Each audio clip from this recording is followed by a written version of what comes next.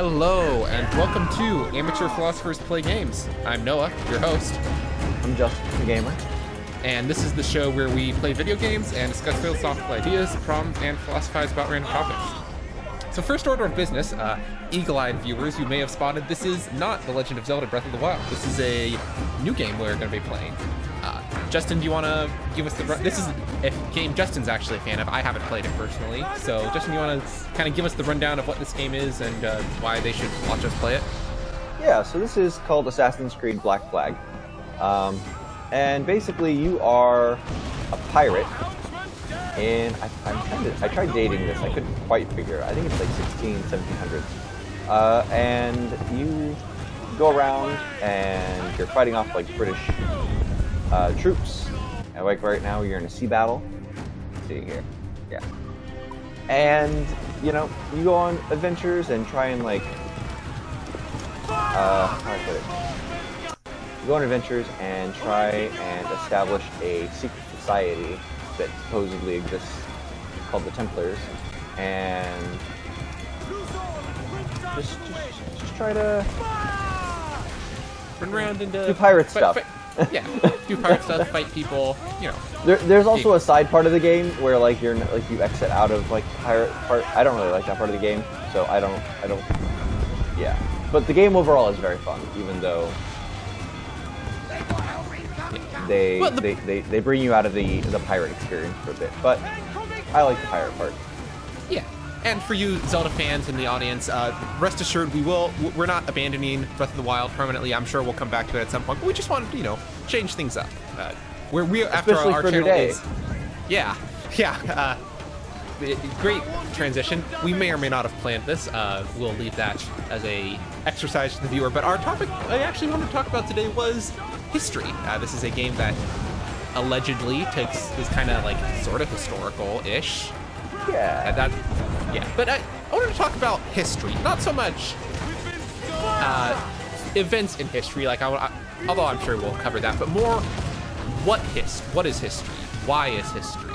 How is history? When is history? Yeah, exactly. Okay, well, yeah, so I'm sure many of you have gone to school history class. Not that it isn't fun to learn that King John the 17th died in 1632 by overeating a flower. But history as a whole is a lot more than names and dates. I think there's more to be taken. It is more than that, and there's more to be taken away from that. But the fact that there is more to it, isn't always taught very well, or even taught at all, at least in my experience. So, yeah, I figured we could talk about, let's start off, what is history? Which seems like a strange question, but we're philosophers. We ask strange questions quite often. So, yes, Justin, that's kind of like how we built our business. Yeah, exactly. What is history? Exactly. Edward. So history. Is it dangerous? Okay, so if you're in a classroom, I would say history is the set of events that happened in the past, the unchangeable set of events that happened prior to when you are now. Okay. That's what history is. So it's a series of events, or a series of facts, or not facts exactly, but what would you call that? Where it's like events? I guess events works. It's a series of events that happened in the past that are fixed. Okay, you can't change the past. Yeah, so we would say, for example, the Revolutionary War, that was a part of history. The Plato and Aristotle hanging out in Athens, that was part of history. Me waking up this morning and eating breakfast, that was a part of history. All right. So that's, I agree. That's sort of a broad definition of it, but typically, when we talk about history, we don't mean literally every event that has ever happened. I mean, a lot of things, a lot of very boring things have happened. If we were to talk about, say, every person in Shanghai who's walked down the street ever since the city was founded. Yeah, it's boring. Except when we were there. Then it was fun. Yeah, I'm not saying this because it's Shanghai. It's a really cool city. But the point being, there's a lot of what we might call mundane, unimportant events that have happened in the past. So I think when we talk about history, we usually mean the significant and relevant events that have happened in the past. So, like I said earlier, the American Revolution, where the 13 colonies split off from Great Britain. That's a pretty significant event in history that's shaped the world we live in a pretty clear way. Same thing with and Plato. I would say that that's true, but like that brings in relativity because like I hear in Britain they don't teach the American Revolution like at all. Yeah. Like, they cover it like a day. I've heard it was because the thing is, from going off on the topic of history, I've heard it was actually because Britain was involved in like 6 different wars at the time. They just teach it as, during this time, these were the whole bunch of wars we were involved in. This happened to be one of them. So, but regardless, that is, I don't think I think most people would agree that's an event in history. And what you were saying about relativity, that's interesting. Let's slow down there a little bit. I think we want to. We need to walk before we can run. You know. Yeah. Oh, this guy. Just wanted to bring it up. Yeah. Agreed. But yeah. So what I was saying about how the fact that I got up and ate breakfast this morning. Keep talking. It is an event that happened in the past, but I don't think it's really what we talk about when we talk about the subject of history or the educational field of history. It's not relevant to a large scale, I think. Pirates. Mm-hmm. Oh right. No, this poor guy's gonna get shot. No. Oh, okay. What powder? You can't shoot somebody once you haven't you used in Pirates of the Caribbean. Once you dive in water, your powder's wet. You can't fire the gun. That's a good point. Know your history, Noah. Okay. So anyway, but anyway, yes, I agree that usually when we talk about history, we're talking about a bigger, relevant series of events. But that was the definition I gave, just because it's fitting for basically all kinds. Like that is what history is, and when you bring in relativity, just in general, then you start narrowing down these series of events that you're talking about. So if you wanted to like document your life in a like autobiography, you eating breakfast in the morning might actually be relevant, and then it would be part of history that you would want to talk about. Right. So history, but I guess what you're saying. History is more than just a series of events like names and dates. It's more about understanding the people and the mindsets that were around prior to when you are. So, like, and that's the value of history, is once you have history and you understand history, you know why people did things, then you can learn more about where you are and why certain things are happening to you. So, like, for instance, we learned that during the Salem witch trials, you know, if you put people in water and they don't die, they might be a witch, but basically, if you put anyone in water for an extended period of time, they're going to drown and they're not a witch. Like, that's not a thing that people do. Like, they're not witches. And so now we know that's not a good way to figure out if you're a witch.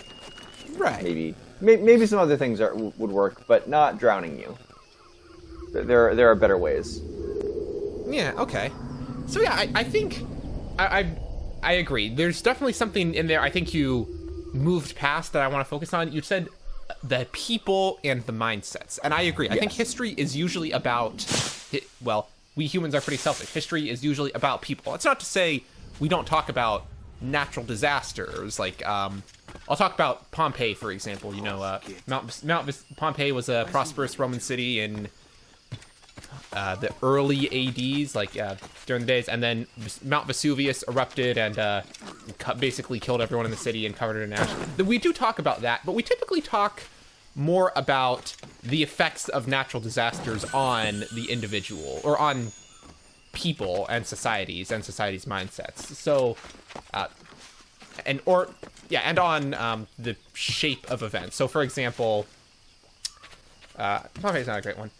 Let me think of that. The other thing is there's a lot of history to history, so you know. Yeah. Okay, now we're getting a little meta. All right. Sorry, we're not that far, and we can't afford to get meta yet. Why can't I? But yeah, Pompeii. We talk about the city erupted, but the reason we're so interested in the volcano is because, as it turns out, the volcanic ash is a great way to preserve the ancient city, and then even today, excavations go on. We can go into the city of Pompeii and look at, oh, hey, this is what society looked like and how people lived back in Rome in about 2,000 years ago, that's pretty neat. That's not something we can easily do. So again, the natural disaster is more, we focus more on its effect on humanity.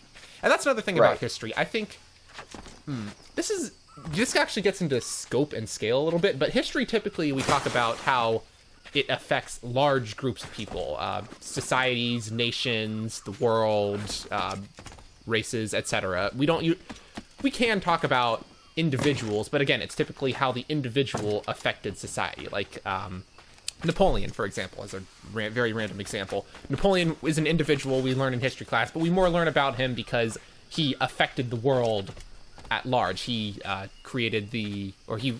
after the Reign of Terror, he came in and took control of France and led it to become a powerful warring nation, and that had great societal effects. So, again, history is broad. Although, I will say, I think you can get interesting because if we're talking about world history, you talk about things that had effect on the world. But if I want to talk about, say, the history of a specific Native American tribe in Utah, well, the events that happen to them don't necessarily have greater scope on the world, but when you focus in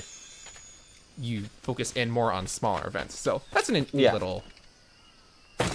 So history is... Oh, no. Where is he? No, it's here.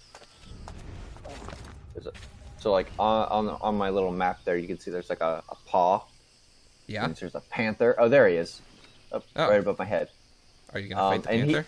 Yeah, well, the thing is... Okay, I do have a sword. Okay, good. I have swords. I can kill a panther. I think. Sure. Why not? I just want the treasure chest, dude. Like, I don't want to fight you. Why does a panther have a treasure chest? Well, he doesn't have it. It's just that they're just buried around because, I'm a pirate, so there's treasure chest. Oh, okay. Well, that makes sense. Okay, actually, hold on. I don't need to fight him to get the treasure chest, it looks like. It's like I just need to go... Oh, is it up there? Anyway, so yes, history...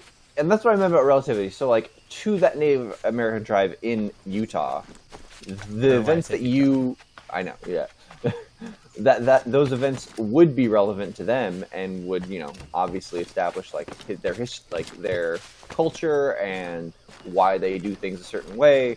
And so to them, it would be relevant, and they would study it, and they'd be like, this is very important. Like, you got to know all this, like, important stuff. Like, why we don't like this tribe, or why we, don't go out after dark. Like, those things would be relevant to them. Maybe there's a panther out there trying to steal their treasure chest. I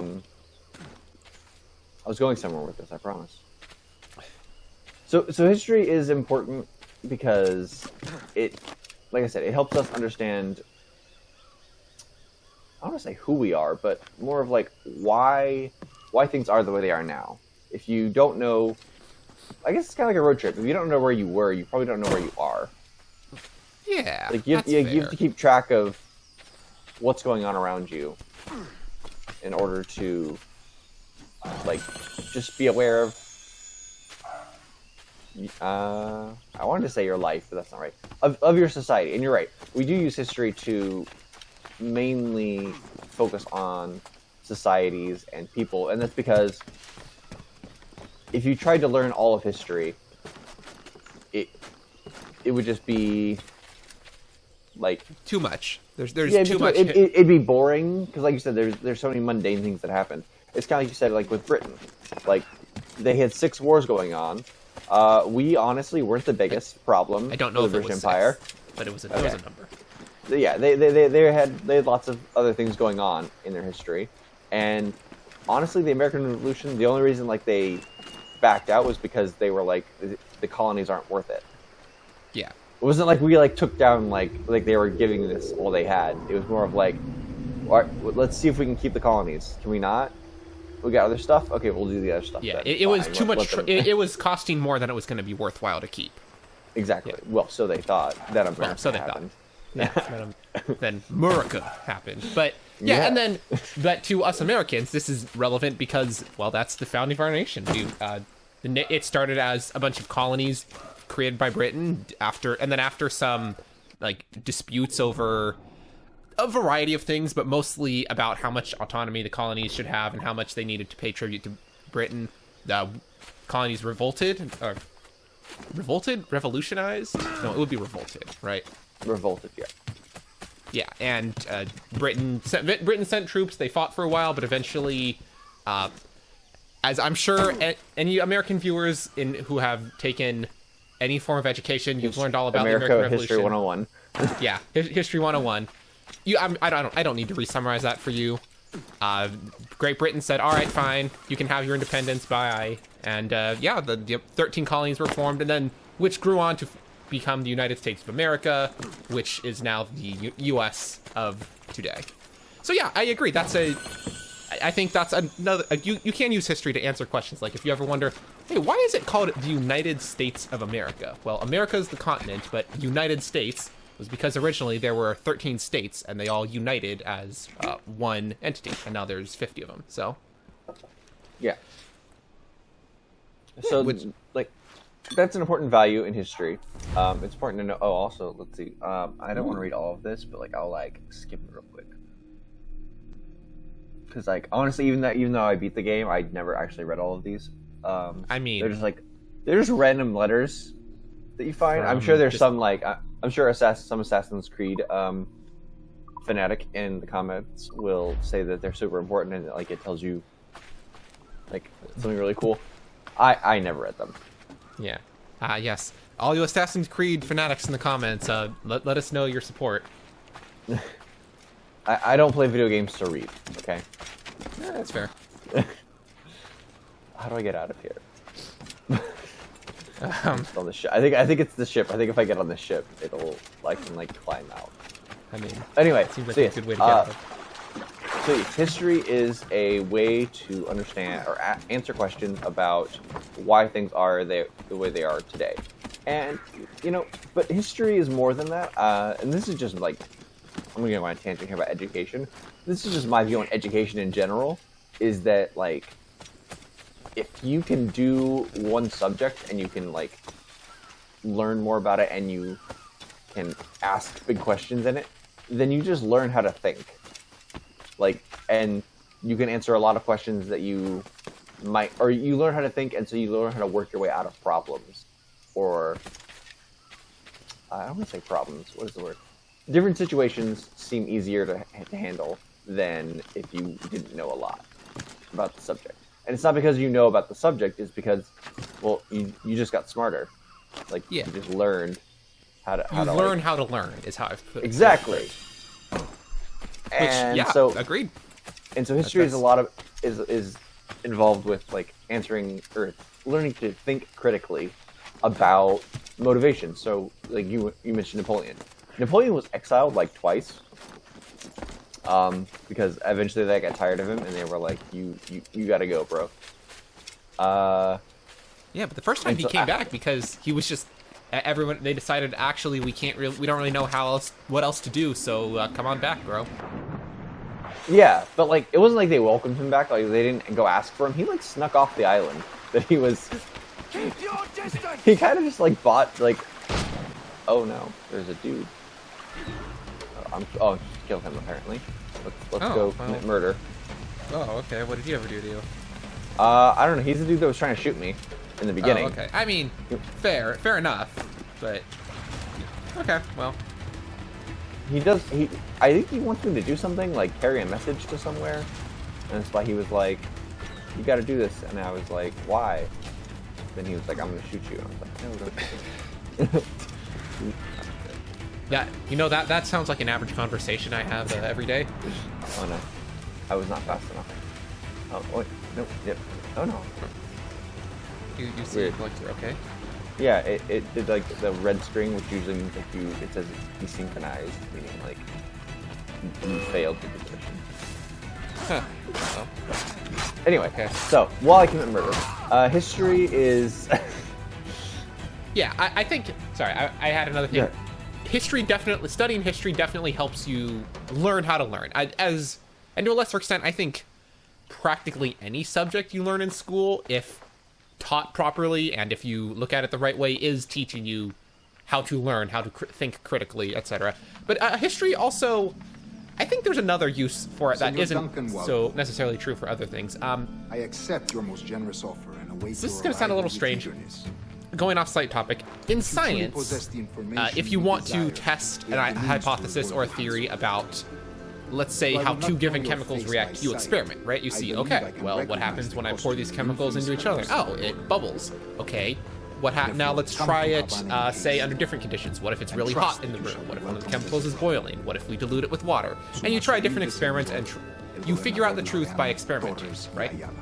History, in a way, is sort of an experimentation of societies, because societies are big and take a long time. You can't easily say, I wonder what society would look like if everyone only spoke one language, and everyone in the world only spoke one language. It's not easy to test that, right? Like, I can't go out and force that to be true for a few days. So history is really the only way to look at samples or experiments of society. So the reason this is relevant is thinking back a few weeks ago to our video on political structures.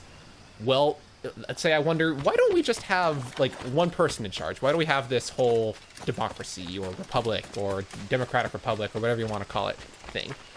Why can't we just go back to one person in charge? Well, we can look back at historical evidence of, hey, look at, in the past there were several societies and groups of people with one person in charge, and here's what happened. This is what happened to them.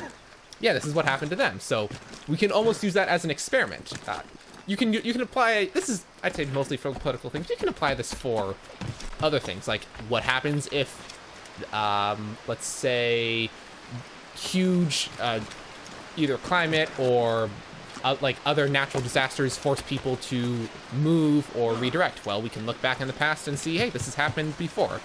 So history not only lets you learn about the past and learn how to think better in the present, it also sort of lets you predict the future sometimes, to a limited degree anyway. Which I would think say that's yeah, pretty neat. to a limited degree, yes, you get predictive powers.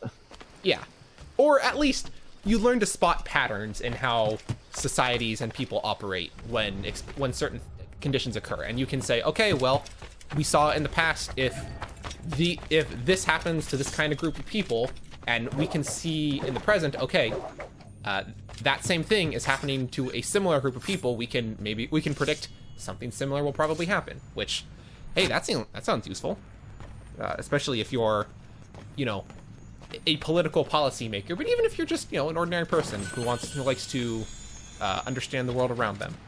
And it really isn't that what we philosophers are, in a sense? Normal people who want to understand the world. I mean, I like to understand the world, just in general. And yeah, like I think like in your daily life, like a lot of people like, okay, so as a history teacher, there are a lot of people who say, oh, history was such a boring subject. And I'm like, well, that's because you had a bad teacher. Because history is really exciting if you like know how to think about it and how to just go about understanding its value. So like in your average like daily life, you kind of learn history just by being alive. So like you learn like, oh, if I wake up at this hour, I am late, and then people are mad at me because I missed the school bus. Like that's history. Like, you literally did history.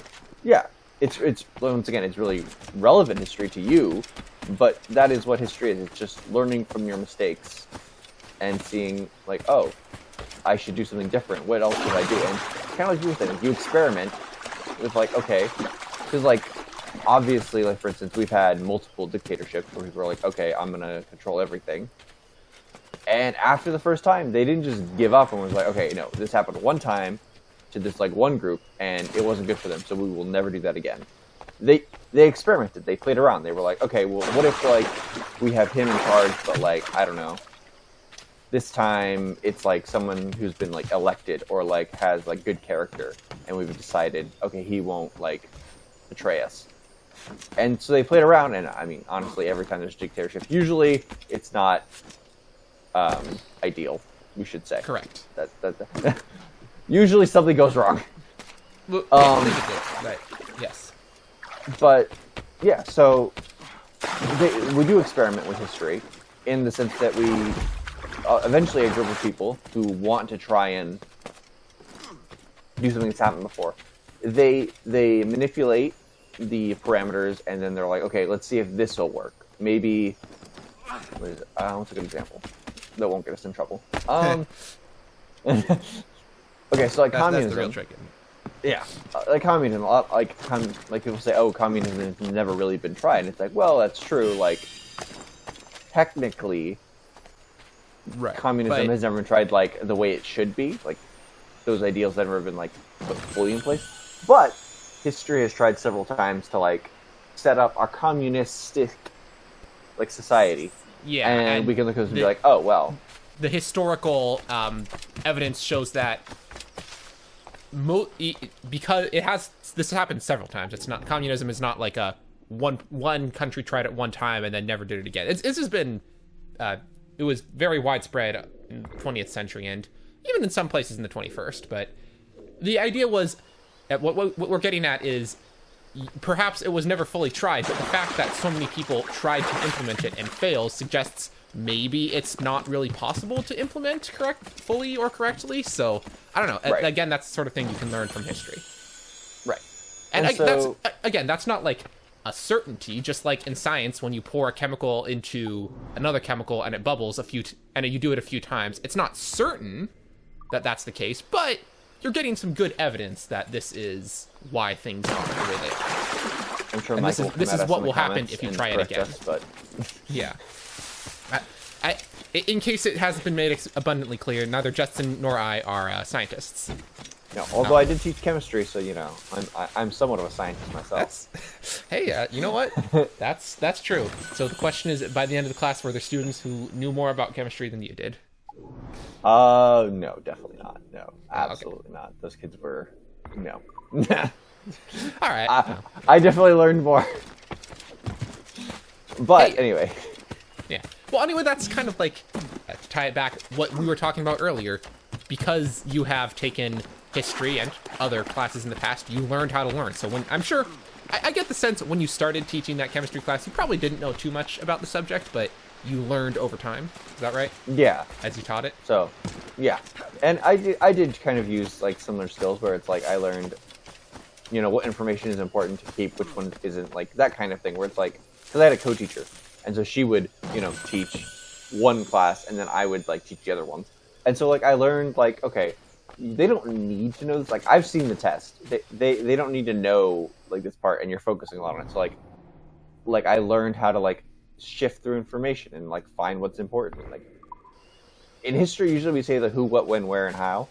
Like that, those are the questions you need to ask. Or like if you're taking notes on like an event, you know, who was involved, when did it happen, why did it happen, and like those things. Those are the relevant things to remember. I kind of did that, but with like with chemistry, I was like, is this important? No? Okay, then I'm not gonna like focus too much on it when I teach it. I'm gonna kind of breeze past it. Also, I missed a treasure chest out here. How did I miss this? Frustrating. All the way back down here. Oh wow, that is kind of far. Oh, is there not fall damage in this game? Oh, there is. I just don't care about it. Oh, okay. Like if you look up, there's a little red bar here. This is my life, and like every time I jump like down that far, it like drops drastically.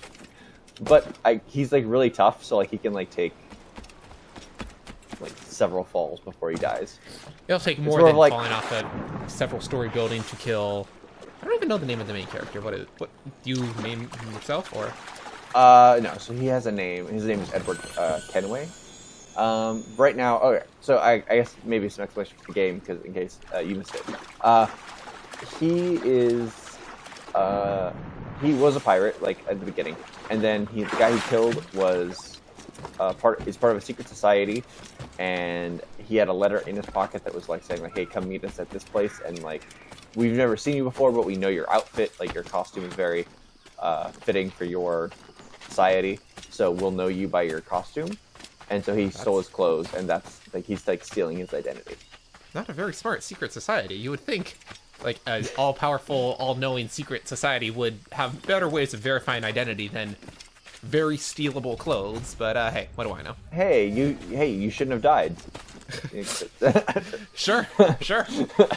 You also shouldn't have created clothes that were so easy to copy or steal. But I don't know. Whatever. You know, in history, this is the first secret society ever, so they hadn't figured out yet that that's a bad idea. And they haven't. That. There have been a lot of secret societies out there. Okay, let's see. Where am I going? Yeah. So right now I'm just going around. I'm just collecting like treasure chests and what do you call them? There's treasure chests. There's like music things you get where like you get to like learn different shanties to sing to your crew. Oh, that's fun. So that's what I'm doing right now, and then we can get back to the story. But anyway, what was the last thing we said about history? History is what else? Why is there? history is important. Yeah, I think we've kind of touched on it as the sort of way of, if you know. You ever hear the saying, those who don't know the past are doomed to repeat it? You can sort of invert it, and I think it still rings mostly true. Those who do know the past have the ability to avoid repeating it. Not guaranteed that they will, but... And that also doesn't sound as good, but I think it still holds true. The one annoying thing I will say about history, or like learning history, is that when, like, because of that statement, those who don't know history are doomed to repeat it, when you know history, you can see history repeating itself because people who don't know history are like repeating it, but nobody wants to listen to you. Yes. You're like, or like, I don't know, like they, like, or they're doing the thing where they're like, okay, well, yeah, we know this happened before, but we're doing it differently, and you're like, no, like it won't work, and nobody cares. Nobody listens to you. You just have to sit a voice and watch. a voice crying out in the wilderness. Yeah, and like that can be kind of frustrating. Is like when you know something's not going to work, but people want to do it anyway, and you're like, don't. Well, I mean, this is why, in theory, we require history as the general education class for basically everyone. Now, the problem is, one, history teachers don't always teach these skills, and two, students don't always. In fact, I would say often don't take to heart these lessons, or I confess I'm guilty of this, and not only history class but other things. You learn something to pass the test, and then you empty it out as soon as possible so you can play more Assassin's Creed or what have you. But yeah. You know that feeling. So yes, in theory, that's the reason why we teach history as a required course. I think this actually transitions into why we require certain things in education, like math. Okay, it makes sense. You know, you need to be able to do basic math to pay for food and do your own accounting. History, again, we're talking about, you know, if in theory, if everyone knew history, and we're using again history in a broad term very well, maybe society wouldn't make the same mistakes we've made before. Maybe we could make some new ones instead. But you know, it doesn't work out. New mistakes, yes. Well, you know, that is the human condition. If we're not busy repeating our old mistakes, we're coming up with new ones. So, I agree. I was just pointing it out. Like, yeah. They're very true. Yeah, and so like things that are required in school, I think. Okay, this is not what I thought it was. A lot of times when kids are in like school, they think like there's no value in what they're learning, and it's hard to explain to them that there is value. It's just not immediate, and that I think is like what a lot of the issue comes down to. It's like, or a lot of issues kids have. Like that's what it is. It's like they want immediate value out of what they're learning, and learning history is not the thing that gives you like immediate results. Like it's like. Or even, I want to say, not frequent. Well, I guess frequent. Like, it's not like you're going to use history all the time, and that, like, that's why you have to know it, because, like, every day you're going to be questioned on, like, the Spanish Inquisition. Like, that's not going to happen. Contrast it, I would say, with driving skills. Not everywhere, but in a lot of places in America, like, I drive to work literally 5 days a week. So I do use the skills I learned in driving so frequently that I couldn't really survive my current lifestyle without it. History, Right. you know, in theory, if I forgot everything I ever knew about history, I could still continue to function in society. So it's right. It's definitely a lot more subtle and a lot harder to spot about the benefits of history. Like, learning how to learn, knowing societal trends and how they can be affected by certain events. Not always immediate and not always obvious about how those are beneficial. So I guess that's why we require the education. It's not optional. Because also, there's the fact that teenagers and kids are not very good at picking things that are good for them. Neither are adults, actually. Maybe it's because they didn't learn enough history. I wonder if that has something to do with humans. Maybe. Well, actually, you know, funnily enough, that's another thing you can learn from history. Like, historically, we look back at the truth of people, and yeah, a lot of times people and societies will choose things that are better in the short term, but worse in the long term, but will cause greater damage in the long term than the things that are, you know, less pleasant now, but down the road, the benefits will outweigh the consequences. So, and that's, you know, history. Yeah. I just realized Jerry should really like this episode. This is all about I him. think so. For those of you who don't know, our friend Jerry is actually like a history teacher. He's not Justin, I know you've taught history, but you teach other things as well. Jerry is like a full-blown history teacher who studies history because he likes it. And, majored in history. So, yeah, exactly. Shout out to our boy Jerry. This one's I don't know if this one's dedicated to you, but it's for you. Yes. Yeah. So, what is there left to talk about? We've talked about what history is. History is this set of events in the past, and history is also like learning. I guess just it is. I guess it's like learning about yourself, or in a sense, like where you are in society. Like when you know history, you know more about the world that you're currently in. Just because, well, and that it's like the forerunner to where you are. Correct. And so, it also lets you predict, not in detailed ways, but in general, it lets you predict some societal trends, what you think could happen based on what has happened in the past. Yeah. Yeah, so I think that's about all we have to say about it. So I guess the moral of the story is, for all you students out there, next time your teacher's droning about the War of 1812 and you're desperately trying to make note of and remember what year the War of 1812 happened in again, remember, this is actually quite useful. Maybe. In some way. No, it is. in some way. It might not be obvious. You might not even see that you're using it, but it is useful. Yes.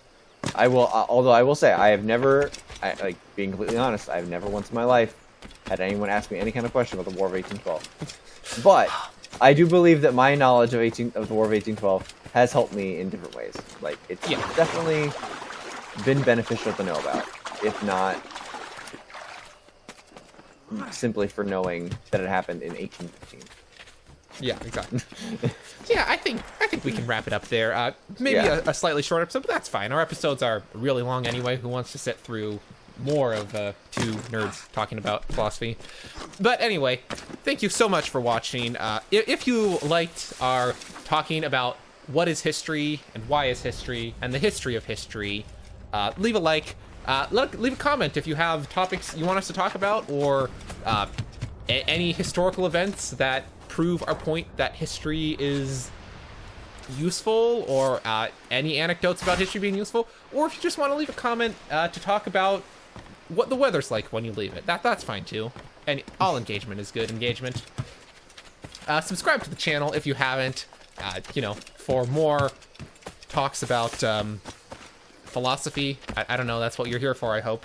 And yeah, we'll probably continue playing Assassin's Creed for the next few weeks. I think this seems like it'll be a fun game to have in the background, especially one that Justin has played a lot, so is a little, because I realize with Breath of the Wild, if you're not familiar with it, it's kind of hard to play on autopilot, whereas if this is, from what you've said, Justin, like, you've put a fair number of hours into this game already. Yes, right? Yeah, I've completed the game, so like I know like the controls. Like, I'm not thinking about like how to like run or pull out my sword or anything like I am with Breath of the Wild.